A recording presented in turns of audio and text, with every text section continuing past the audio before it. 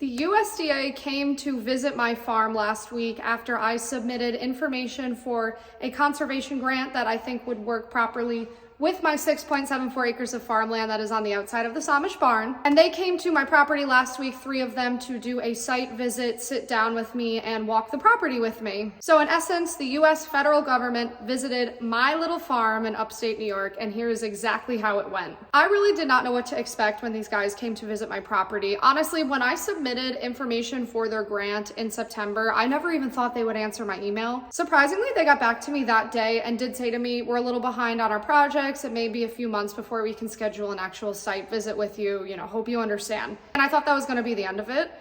I was shocked 2 weeks ago when they got back to me and they had CC'd 2 other people in the email and said, "We're going to come. We're going to schedule a time to come visit your farm with you and sit down and go over the information you have submitted to us and talk about the next steps." I was in shock still at that. And I said, "Sure, come on over, come on down. Let's sit down and chat." Still didn't have a lot of expectations for this. I actually used to work for the state of New York 13 years ago, many moons ago. I know how inefficient the government can be. I know that Big Brother is watching. I know all that. You guys sometimes don't believe me, that I too am skeptical of the government. But because I worked for the government, I am also aware of how much money is sitting in these programs, is allocated to these people, and they have to give this money away to satisfy their requirements for their grant pools every year. So I am aware that there is money that has to be given out, and I figured, you know what? I'm brand new to farming. I've barely done anything to the outside of my property here. I feel really passionately about saving pollinators and native bumblebees and all of that, so I might as well just reach out to these people, because why the hell not? Again, none of this is sponsored. What proceeded to occur at my farm that day when they came blew my mind. I can't hide my passion and excitement about this with you guys. I find it fascinating that nobody is talking about any of this, that nobody is aware that there's so much free freaking help available to people who want to farm, garden, urban farm, whatever it is. There is so much free help sitting in our government, sitting in the farm credit system that is available to you if you decide to proceed with farming, which from what I see in my comments, so many people in this country are feeling the itch to start farming. I think it's very telling of trends that are coming. People are more conscious about where their food comes from. They want to start eating healthier. They want to provide a better life for their children. All of that makes sense, right? So they came in, we actually sat at this table behind me, and a lot of the paperwork you see everywhere is from them. They brought so many different helpful things with them for me. I haven't even combed through all of it yet. The first thing that jumped out at me and made me emotional, and I don't know if anybody else watching this gets emotional from maps, but I do. I love maps. I love geography. They printed out 3 different maps of my property, on my land throughout the years. One that goes back to 1948. This one goes back to 1948. I will be framing these.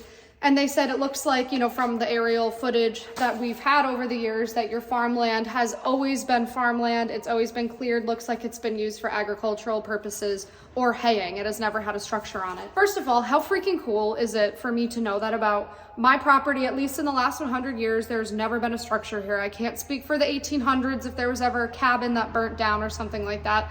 Knowing that history about my land makes me feel even more passionately about doing right by my land, about honoring what it's been for the last 100 years. I was already toying with the idea of putting an agricultural easement on my property, which I will talk about in another video. I haven't done this yet. I've just been thinking about it. Seeing these maps confirmed to me that that's absolutely something I am going to be pursuing probably in 2025. They also printed out topography maps, infrared imaging. We went over different studies on the type of soil on my property. I learned that I have Hudson soil because I'm very close to the Hudson River. I learned about which parts of my property have which types of soil and what would be best for farmed on each parts of those soil. I would never have known that, you guys. How the hell would I have known that information? They came and willingly offered up this information to me for free. They were here with me at this table for 3 hours. They went through so much with me for free. None of it required me to give them my social security number. When everyone gets all terrified in the comment section, at this point, I haven't signed a single thing away to these people. They came and spent 3 hours going over everything that I would need to know about my property to do right by it. And again, I didn't give them a credit card. I didn't give them my routing number to my bank account. When we got to the end of our 3-hour meeting, they pulled out this packet and they said to me, "So you submitted for the CSP program with us. Here's what that really entails and why we don't actually think that one is right for you, but we've brought a booklet of the exact grant that we think would line up with your property and what you want to do with it. Do you know how invaluable that information is to obtain that for free? Again, there's no obligation. They just said this is the actual correct program for you.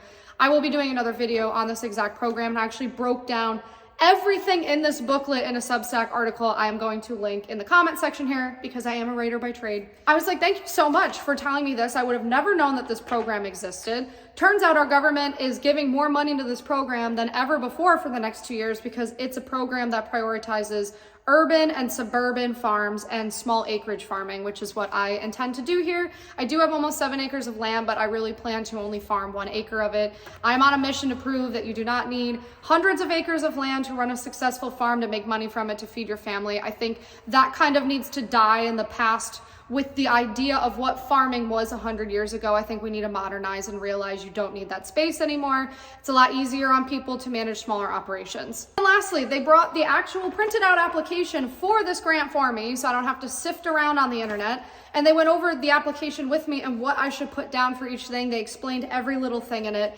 And at no point was I pressured to fill this out. At no point did they collect my personal information. At this point, it's completely on me if I want to proceed with obtaining this grant money or not. Now, obviously, if you're gonna obtain grant money, you need to provide some information to these people. That's how that works.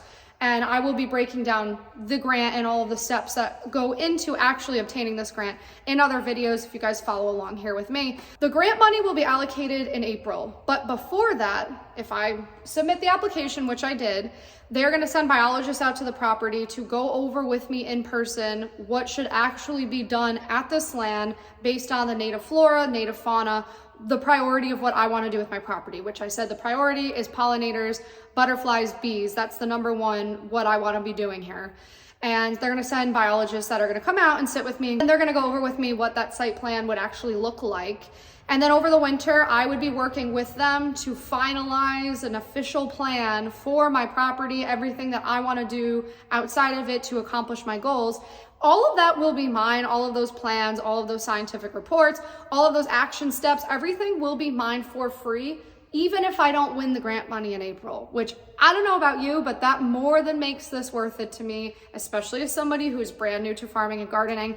Lastly, they did also let me know that brand new beginner farmers, people with 0 farming experience, are considered a priority group to the USDA right now. So hot tip for you guys, share this with your friends and family. If you know people who have never gardened before, have never farmed before, there's no acreage minimum for these grant programs. This is separate from my land loan, which is with Farm Credit East. I've done a lot of videos on that and I can do more.